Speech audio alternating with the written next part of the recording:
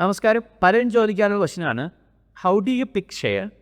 ഇപ്പം ഞാൻ വെരി സിമ്പിളായിട്ട് പറയുകയാണെങ്കിൽ ഇൻവെസ്റ്റ്മെൻറ്റ് ചെയ്യുമ്പോൾ നോക്കുന്ന ഒരു കാര്യം, ഏതെങ്കിലും ഒരു കമ്പനിയുടെ ഷെയർ വാല്യൂ ഡബിൾ ആകുമെന്ന് ഉണ്ടെങ്കിൽ മാത്രമേ നമ്മൾ ഇൻവെസ്റ്റ് ചെയ്യാറുള്ളൂ.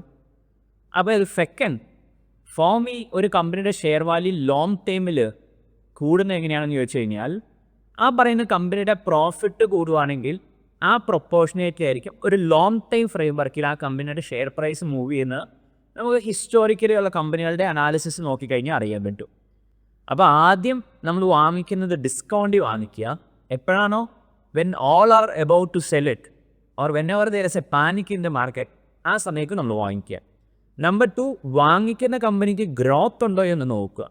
ആ പറയുന്ന കമ്പനി ഒരു 3 വർഷം കഴിയുമ്പം അവർക്ക് പ്രോഫിറ്റ് ഡബിൾ ആകുമോ, അതിനുള്ള ചാൻസ് ഉണ്ടോ എന്ന് നോക്കുക. എങ്കിൽ അങ്ങനെയുള്ള കമ്പനികളിൽ ഇൻവെസ്റ്റ് ചെയ്യാനുള്ളൊരു സിമ്പിൾ സ്ട്രാറ്റജിയാണ്.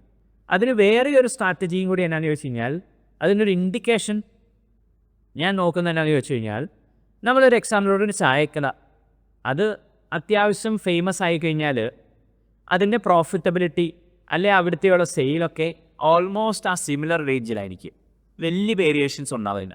അങ്ങനെയുള്ള ഒരു കമ്പനി അടുത്ത 3 വർഷം കൊണ്ട് അവരുടെ ബിസിനസ് ആ ഒരു ഔട്ട്ലെറ്റിൽ നിന്ന് ഡബിൾ ആക്കുമോ എന്ന് ചോദിച്ചു കഴിഞ്ഞാൽ ഐ ഡൗട്ട്.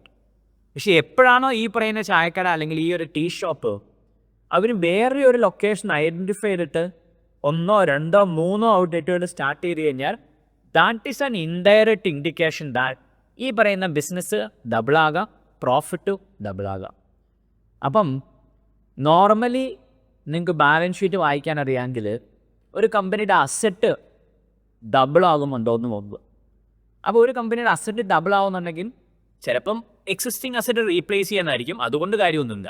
പക്ഷേ ചിലപ്പം കമ്പനി ബിസിനസ് എക്സ്പാൻഡ് ചെയ്യുന്നതായിരിക്കും. ഞാൻ ഈ പറഞ്ഞ ടീ ഷോപ്പിൻ്റെ എക്സാമ്പിളിൽ 1 ലക്ഷം രൂപ ഇപ്പോൾ ഒരു എക്സാമ്പിളായിട്ട് പറയണം അവരുടെ അസറ്റ് ഉണ്ടെങ്കിൽ അവർ ഒരു 1 ലക്ഷം അല്ലെങ്കിൽ 2 ലക്ഷം രൂപയ്ക്ക് പുതിയ മെഷീനറീസ്, ഫർണിച്ചേഴ്സ് ഒക്കെ മേടിക്കുകയാണെങ്കിൽ when you start reading about that company you can identify that ഈ പറഞ്ഞ കമ്പനിയുടെ ഫ്യൂച്ചർ എക്സ്പാൻഷൻ എന്താണ്, ഫ്യൂച്ചർ ബിസിനസ് പ്ലാൻ എന്താണ്, അതിൽ നിന്ന് നമുക്കൊരു എസ്റ്റിമേറ്റിൽ എത്താൻ പറ്റണം.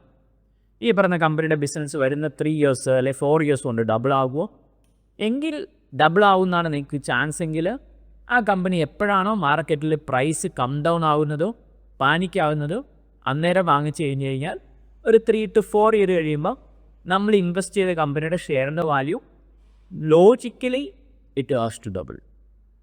അതാണ് ഞാൻ ഫോളോ ചെയ്യുന്നൊരു സിമ്പിൾ ഇൻവെസ്റ്റ്മെൻറ്റ് സ്ട്രാറ്റജി എന്ന് പറയുന്നത്.